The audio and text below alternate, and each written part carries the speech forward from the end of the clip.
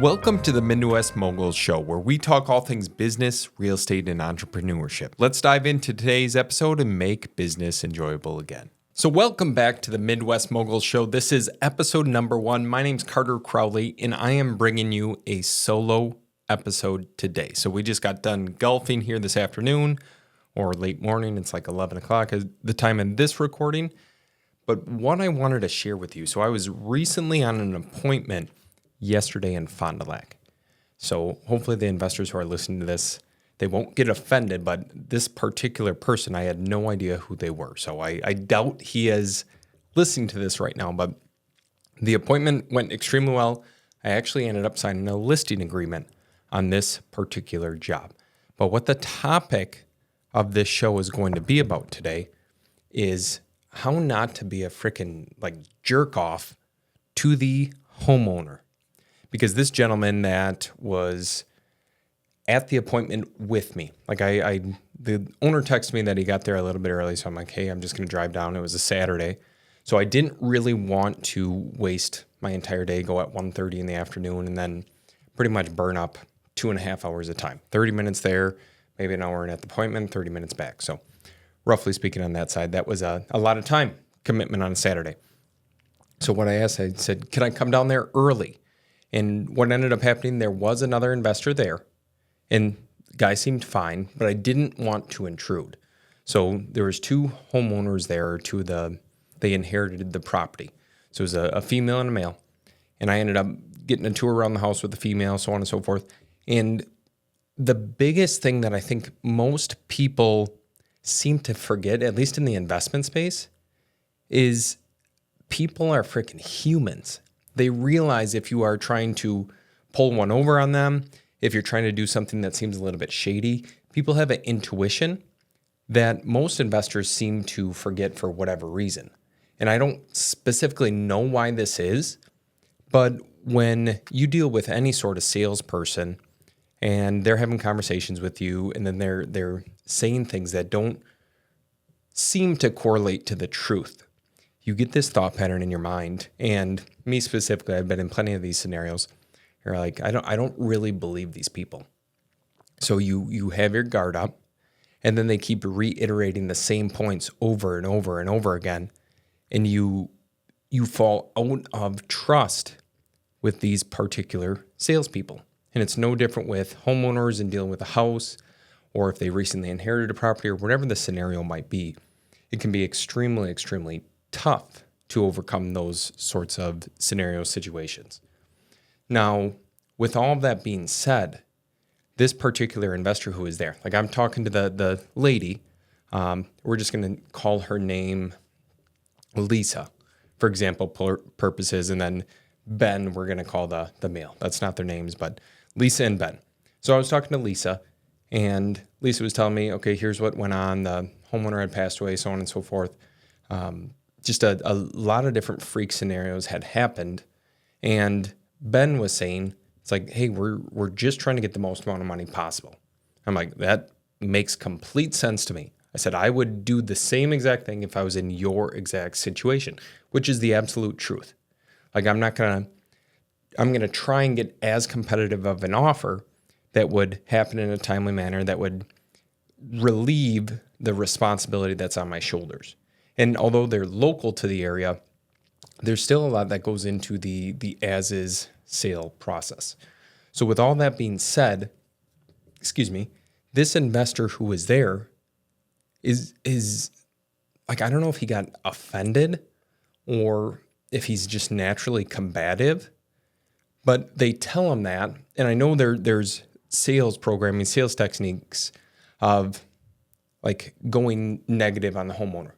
Such as, hey, we want to get as much money possible, and then saying, okay, well, why don't you list the place, or so on and so forth.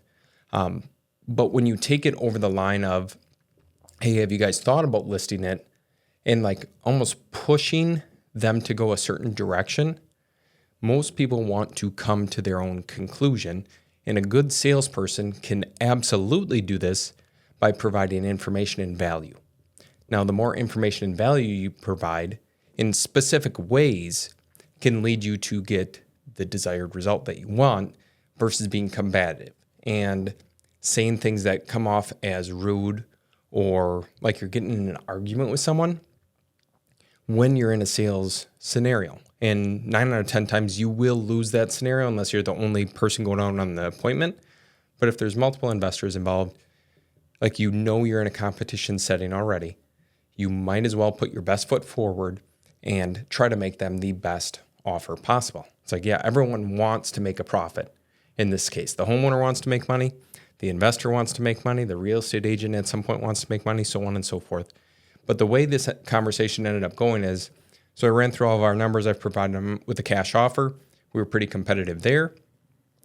And after talking in like we normally, at least our sales process is, we give a cash offer, we give a couple different options, then we also give them an idea on a listing price. Because I have a real estate license, I have to be fully transparent on that side. And in most cases, that does not hurt us whatsoever. And even in this case, that it actually helped us. So I let them know kind of the breakdown of things. And I say, okay, with the listing process, of course, you're going to get more money. That's not even a question in my mind. You will definitely get more money just because you're going to have more exposure. More people are going to see it. The chances that someone's going to pay more money than us is probably realistic. Now, with that being said, you still have to pay commissions. You might have home inspections. You might have repairs. I doubt it, but you might. So just be aware of that. And it could take a little bit longer. But for an extra $10,000, $15,000, $20,000, it might be worth it to you. So that's how the conversation went. And I provided them the cash offer. They sounded most interested in that, but then I got a call about 5 minutes after I left, and he's like, hey, Carter, would you actually consider listing the place for us? I know we had discussed that you have your real estate license, you list other places, and sure enough, we got a new listing. We locked that down. It's going live on Tuesday. So with all of that being said, there was not a point in the conversation that I wasn't genuinely willing to help the individual. Like they're going through a lot of stuff in their life. We're going through a lot of stuff in our business, in our lives. Everyone is always dealing with something. Now, with that particular individual, they just needed help. They needed some sort of guidance to what way they should go. And they were looking for expertise. And I gave them my honest opinion, and I kind of laid things out for them. And that's all that homeowners are looking for. So if you're a new investor, or if you're a new real estate agent, or if you're a new business owner, whatever the case is, honesty can go a long way in conversations, and genuinely looking to help and add value to people's lives will be the hands down greatest thing that you can possibly do. And I look at it from the biblical sense of, like, as you're reading through scripture and everything like that, Jesus, the entire time he was alive, he was looking at adding value to people's lives. He wasn't seeking anything in return. He was literally providing value over and over and over again. He was persecuted for it. Everyone looked down on him as this outside force that was harming everyone. But every single day that he was alive, 7 days a week for, I think it was like 31 years he was on the earth, he wanted to provide people with the knowledge. He wanted to save them. He truthfully wanted to save them. And he never asked for anything in return. He served from the highest of highs to the lowest of lows in regards to status of the individuals. And that is the same approach that we take in our business. The more we can serve others, it tends to seem that we receive a heck of a lot more in return.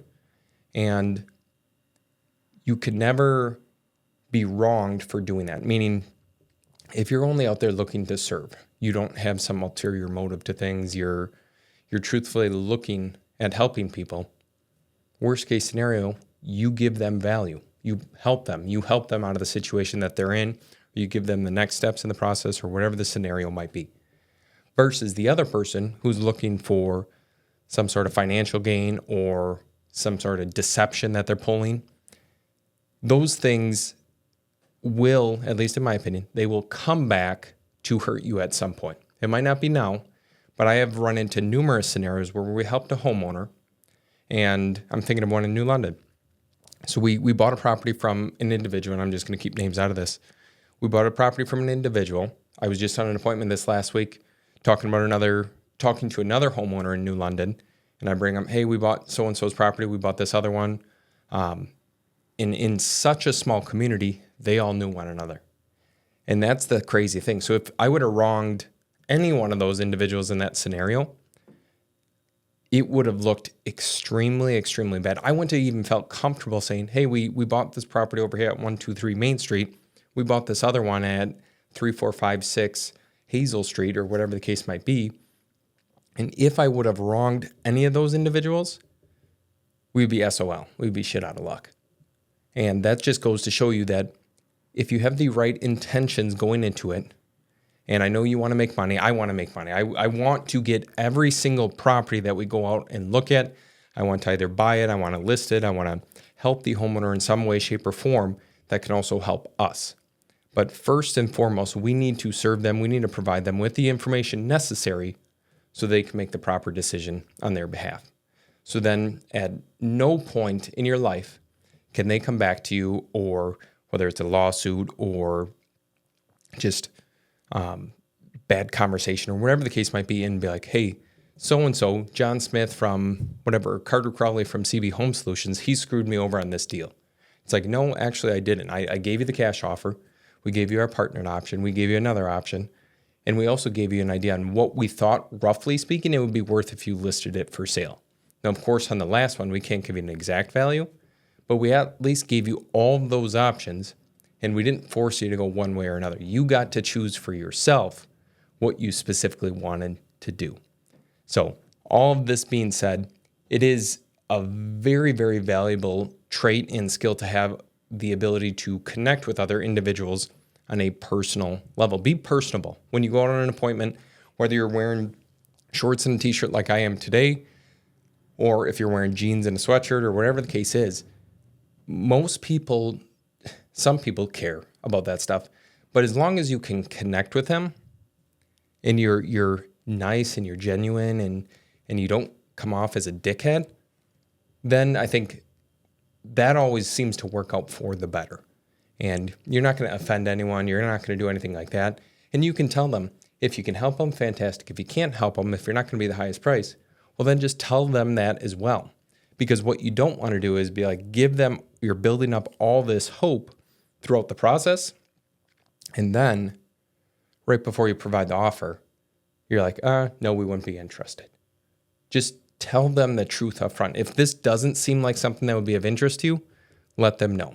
Or if you're going to be a lot lower than what is expected or what you initially quoted them over the phone, which I would probably suggest not doing unless you have a lot of experience with that. But if you're going to be a lot lower than that initial number, just tell them the truth and give them the reason why. Because what you don't want to do is leave the homeowner up to question, and then they think your business practice is deceptive or whatever the case might be. It just results in a lot of bad choices being made. So that is this episode. Hopefully you guys got value. Episode number 1 is in the books, but if you guys enjoy the content, hit the like and subscribe button. Midwest Moguls Show on any podcasting platform. I will plan on talking to you guys soon. Peace. I'll see you in the next one.